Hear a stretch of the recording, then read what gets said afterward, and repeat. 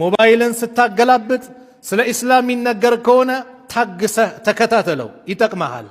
እያንዳንዱ እንቅስቃሴያችን ከዕልም ጋር ሲሆን ሁላችንም እንጠቀምበታለን።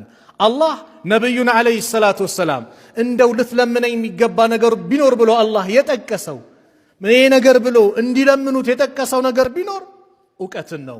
ወቁል ረቢ ዚድኒ ዒልማ፣ ጌታዬ ወይ ዕውቀትን ጨምርልኝ ብለህ ለምነኝ አላቸው ነብዩን አለይሂ ሰላቱ ወሰላም። በአይነት ተጠቅሶ ይሄ ነገር ልሰጠኝ ይገባል ብለህ ልትለምነኝ የሚገባ ነገር ቢኖር ዕውቀት ነው አላቸው ነብዩን አለይሂ ሰላቱ ወሰላም።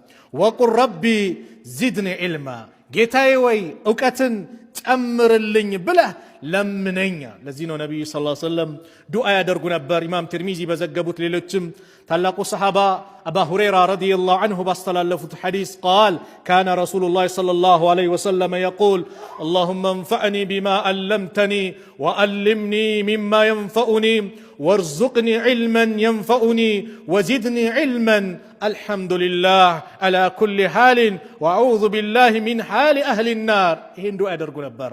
اللهم ጌታ አላህ ወይ እንፈዕኒ ቢማ ዓለምተኒ፣ ባሳወከኝ ነገር ጥቀመኝ። አው ዒልም ጥቅም ከሌለው የምትጠቀምበት ካልሆነ ዋጋ የለውም።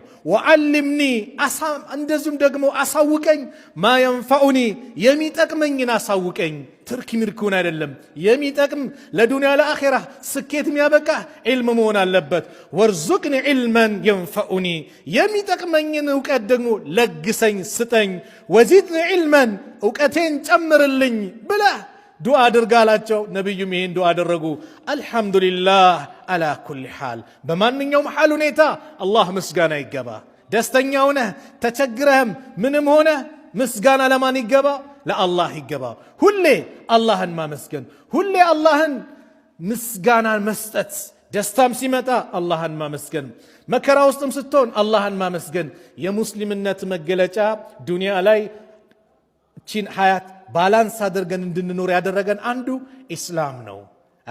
ደስታ ሲመጣ አላህን ስታመሰግን፣ እንደዚሁም ደግሞ መከራና ችግሮች ሲፈራረቁ ሶብረኛ ስትሆን ዱንያን ባላንስ አድርገህ መሄድ ትችላለህ። አለዛ ዲንን ያልተረዳ ሰው ሀብት ሲመጣ ሀብትን እንዴት መጠቀም እንዳለበት አያውቅም።